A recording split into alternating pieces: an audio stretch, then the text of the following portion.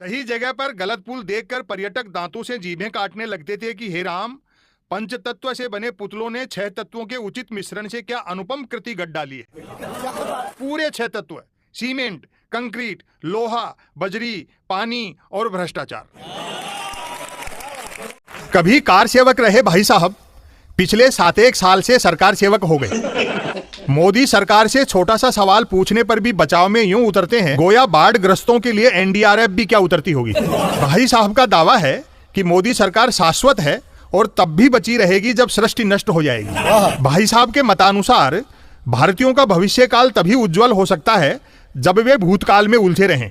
गांधी का सावरकर से और नेहरू का पटेल से सुपरहिट मुकाबला कराते रहने से ही देश गरीबी और बेरोजगारी से सुपरहिट मुकाबला कर पाएगा। भाई साहब दुनिया की हर समस्या के लिए नेहरू को जिम्मेदार मानते हैं। उनके अनुसार सिंधु घाटी सभ्यता को उजाड़ने के पीछे भी नेहरू ही का षड्यंत्र था। भाई साहब को गंभीर शिकायत है कि 600 साल पहले बाबर और इब्राहिम लोदी के युद्ध में इब्राहिम लोदी की पराजय का मुद्दा यदि नेहरू ने 600 साल पहले ही संयुक्त राष्ट्र संघ में उठा दिया होता तो भारत में मुगलों का शासन नहीं होता। भाई साहब का दृढ़ मत है कि मिथक संविधान से ऊपर हैं।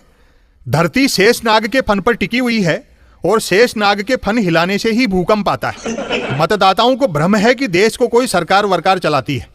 असल में देश को 33 कोटि देवी देवता चलाते हैं। भाई साहब के अनुसार भारत में बरसात पहले भी देवराज इंद्र कराता था और आगे भी देवराज इंद्र ही कराएगा। भारत की सीमाओं से बाहर बरसात कौन कराता है, भाई साहब को इसकी कोई जानकारी नहीं है। भाई साहब उर्दू से चिढ़ते हैं और तत्सम हिंदी का प्रयोग करते हैं। जैसे बचपन को बाल्यावस्था और दीवार को प्राचीर बोलते हैं। उन्हें कतई सहन नहीं है कि कोई प्रतिष्ठा को इज्जत कहे। जहां तक शिक्षा दीक्षा का सवाल है, भाई साहब दीक्षा के आगे शिक्षा को तुच्छ मानते हैं। अपनी 5वीं कक्षा तक बेमुश्किल हुई पढ़ाई को वे प्रभु श्री राम के वनवास के समकक्ष ठहराते हैं, क्योंकि 5 कक्षाएं पास करने में भाई साहब को भी 14 साल लगे थे। एक भी छपे हुए अक्षर को भाई साहब ने न कभी देखा और न कभी मुंह ही लगाया।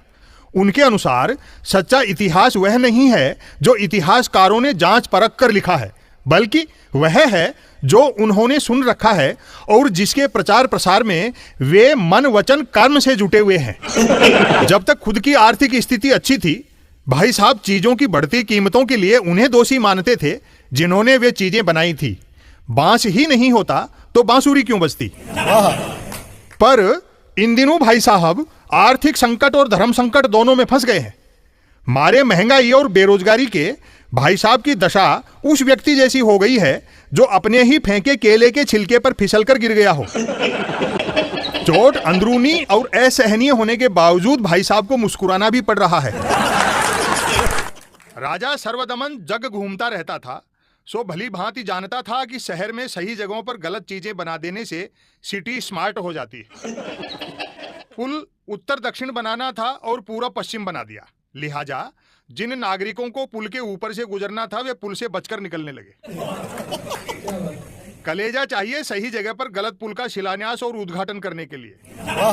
जो भी पुल को देखता राजा सर्वदमन की बड़ाई किए बिना नहीं रहता कि वाह महाराज, प्रजा से वसूले कर का क्या अद्भुत सदुपयोग किया है। धन तो खर्च हुआ पर एक चीज तैयार हो गई।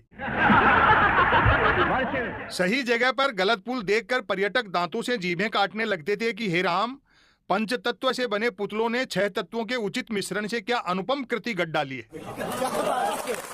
पूरे 6 तत्व: सीमेंट, कंक्रीट, लोहा, बजरी, पानी और भ्रष्टाचार।